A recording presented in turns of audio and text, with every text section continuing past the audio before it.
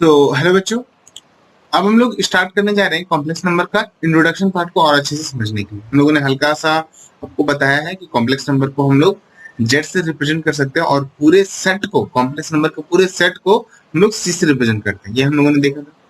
तो अगर मैं डिफाइन करने पे आपको समझाऊं कि मैं डिफाइन कैसे कर सकता हूँ, तो डेफिनेशन मैं आपको ऐसे बता सकता हूँ कि if okay if a and b if a and b are two real numbers, if a and b are two real numbers, ठीक है, then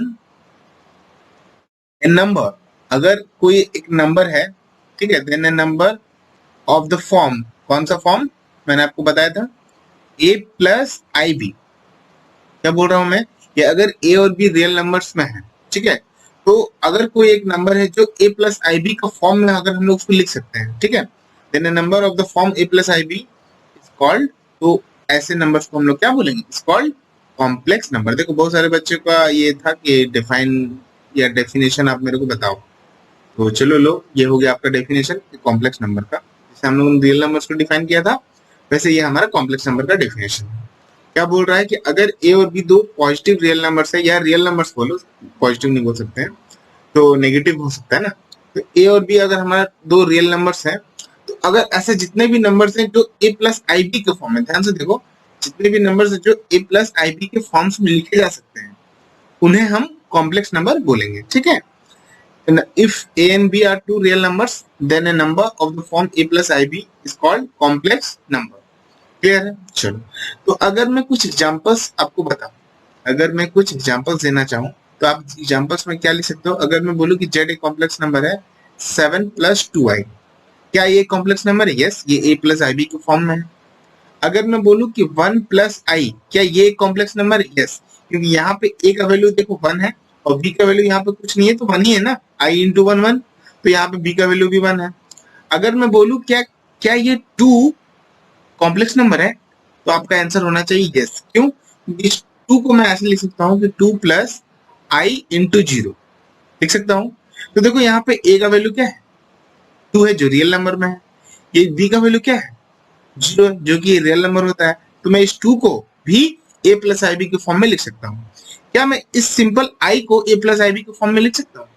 तो आपका आंसर होना चाहिए यस सर, आप 0 प्लस आई लिख सकते हो, और यहाँ पे देखो i का साथ कुछ नहीं है तो 1, और यहाँ आगे 0 है, तो ये a हो गया और ये वाला पार्ट क्या हो गया, b हो गया। तो a और b दोनों रियल नंबर्स हैं, और जो कि ये फॉर्मेट में भी सेटिस्फाई कर रहे हैं a प्लस आई बी को, तो हम लोग इसे कॉम्प्लेक्स नंबर बोल सकते हैं।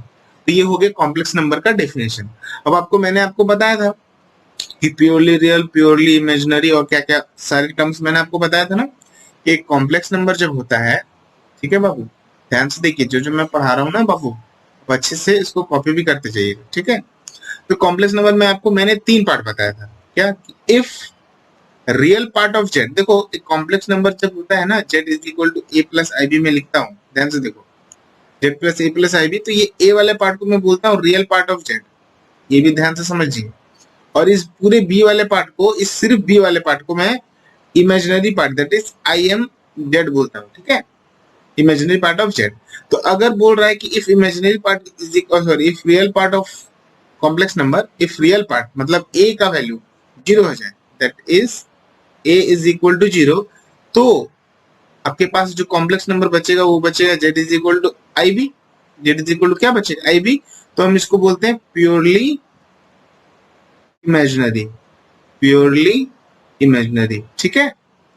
अगर एक complex number z is equal to a plus i b में a का वैल्यू क्या हो जाए, 0 हो जाए, ओके, रियल पार्ट 0 हो जाए, तो उस कॉम्प्लेक्स नंबर जो आपके सामने दिख रहा है z is equal to i b, इसको हम लोग क्या बोलेंगे, प्योरली इमेजिनरी, प्योरली इमेजिनरी। बोलो समझ में आ गया?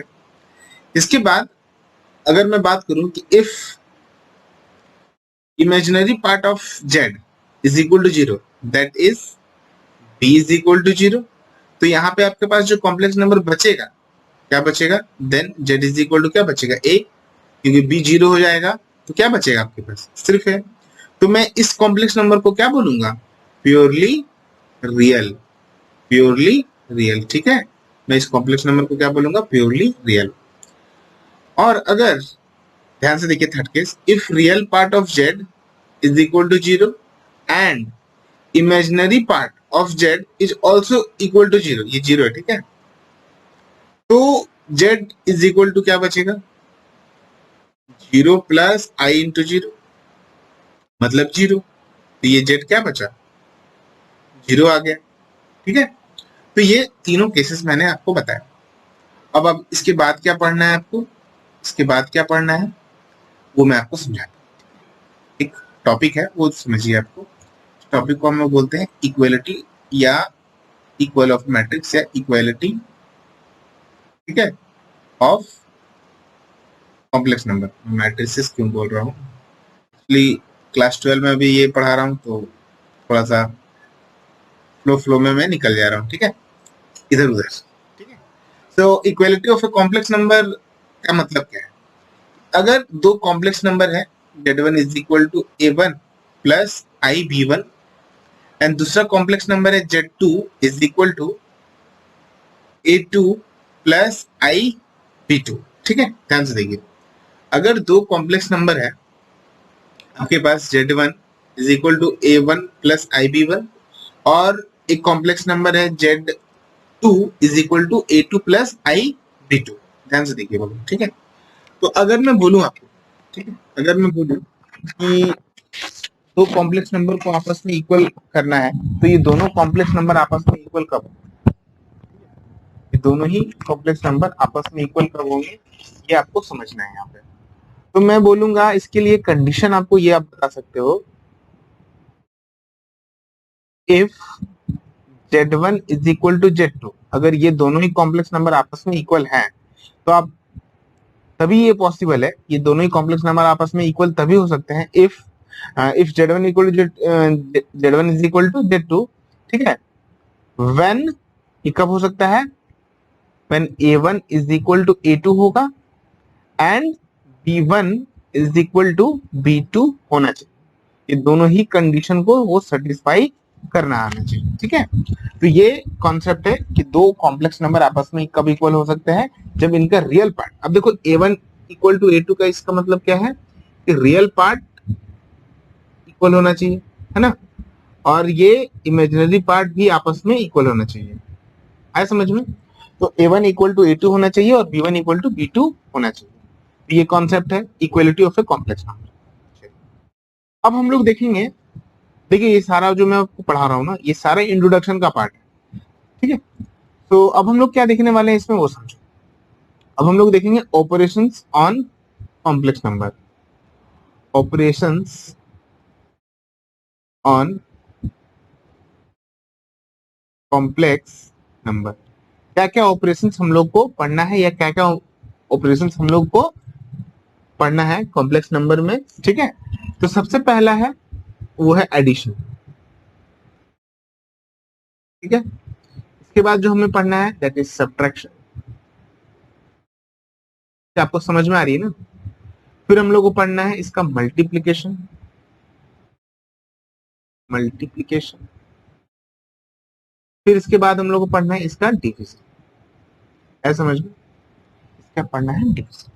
तो देखो एडिशन का भी कॉन्सेप्ट जो है एकदम सेम है कि अगर z1 एक कॉम्प्लेक्स नंबर है जिसका a1 प्लस आई b1 है और एक दूसरा कॉम्प्लेक्स नंबर है z2 जिसका a2 प्लस आई b2 है, तो इन दोनों को हम लोग आपस में ऐड तभी कर पाएंगे, ठीक है, z1 और z2 दोनों आपस में तभी ऐड हो पाएंगे जब ये रियल पार्ट के साथ ऐड होगा और ये इमेजिनरी पार्ट के साथ ऐड होगा।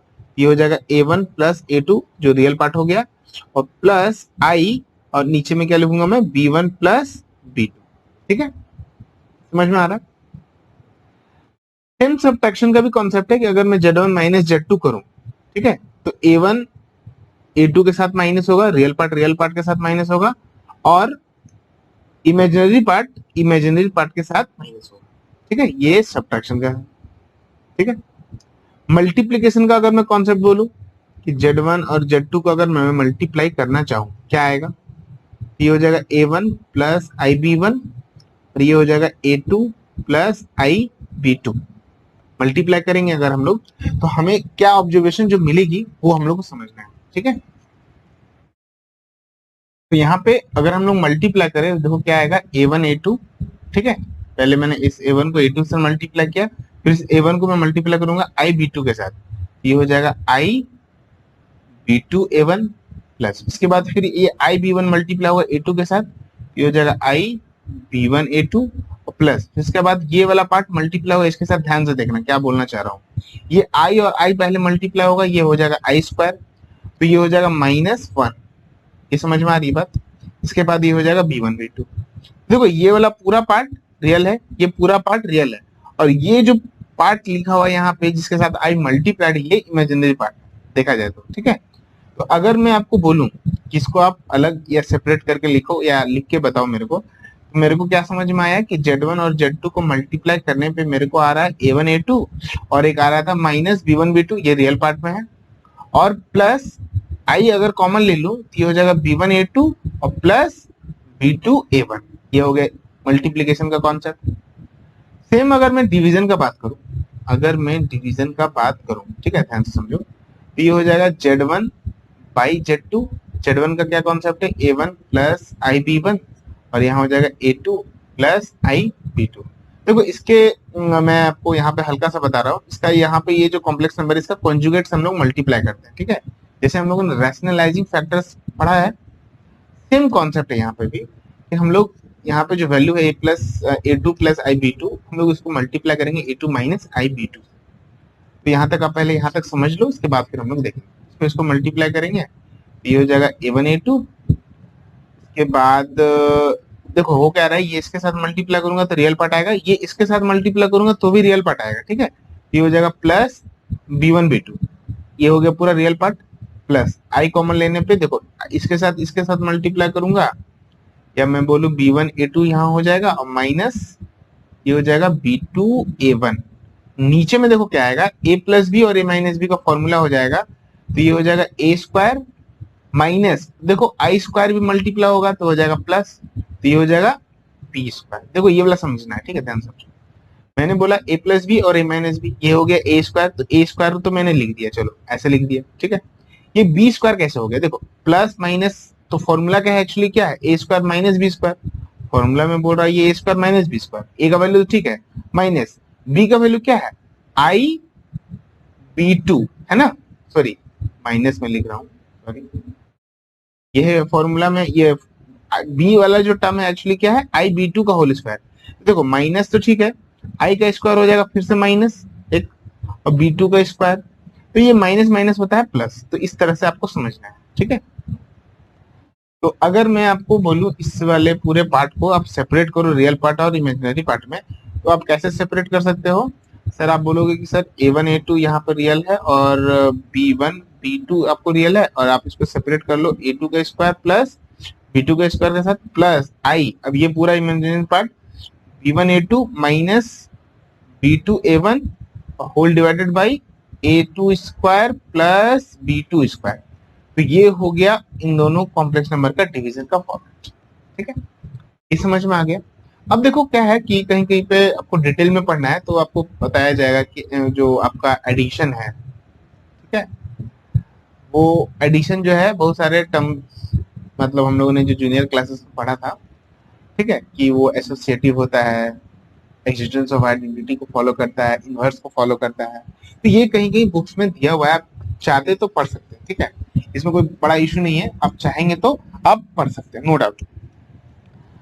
सबसे पहला जो इम्पोर्टेंट है इसमें कम्यूटेटिव वाला पार्ट, वो पढ़ लेना चाहिए हम लोग, ठीक है। इसमें जो हम लोग को सबसे पहला पार्ट है दैट इज कम्यूटेटिव, ये थोड़ा सा पढ़ लो नॉलेज के लिए। कम्यूटेटिव में क्या बोल रहा है कि अगर मैं Z1 प्लस Z2 को ऐड करूंगा वो इक्वल हो जाएगा Z2 प्लस Z1 के साथ, यस, इसमें कोई दिक्कत नहीं है। अगर मैं बोलूँ कि ये एसोसिएटिव भी होता है तो ये भी देख लेना चाहिए, क्या बोल रहा है कि अगर मैं Z1 को ऐड करूंगा Z2 प्लस Z3 के समेशन के साथ, तो ये Z1 प्लस Z2 के समेशन और Z3 के समेशन के इक्वल आएगा, ठीक है, ये कॉन्सेप्ट है। फिर इसमें ये एक कॉन्सेप्ट है कि एग्जिस्टेंस ऑफ आइडेंटिटी, मैं अपना देखो ज्यादा डीप में नहीं जाऊंगा वरना फिर पता चलेगा कि बहुत सारा पार्ट इसी का निकल रहा है, ठीक है, मतलब इसी को पढ़ते जाओगे साल भर में। तो एग्जिस्टेंस ऑफ आइडेंटिटी का मतलब क्या है, कॉम्प्लेक्स नंबर Z, इसको मैं किसके साथ ऐड करूं कि वो कॉम्प्लेक्स नंबर Z आ जाएगा, तो ये 0 होगा। फिर लास्ट जो टॉपिक है यहाँ पे ये हो जाएगा एक्सटेंस ऑफ इनवर्स, ठीक है, एक्सटेंस ऑफ इनवर्स। क्या बोल रहा है, कॉम्प्लेक्स नंबर जेड को मैं किसके साथ ऐड करूं कि आंसर आ जाएगा 0, तो माइनस जेड। तो ये सारा टॉपिक्स है ओवर एडिशन, ठीक है। ये चार कुछ लॉज है वो आपको पढ़ना है कि एडिशन जो है कम्यूटेटिव है, एसोसिएटिव है, एक्जिस्टेंस ऑफ आइडेंटिटी मेंटेन कर रहा है एंड एक्जिस्टेंस ऑफ इनवर्स आपका इसका होगा। तो ये हो गया एकदम डीप कॉन्सेप्ट अबाउट। और इंट्रोडक्शन एक्चुअली देखा मैंने आपको ये क्या पढ़ाया पूरा, ये पूरा मैंने आपको पढ़ाया इंट्रोडक्शन अबाउट कॉम्प्लेक्स नंबर।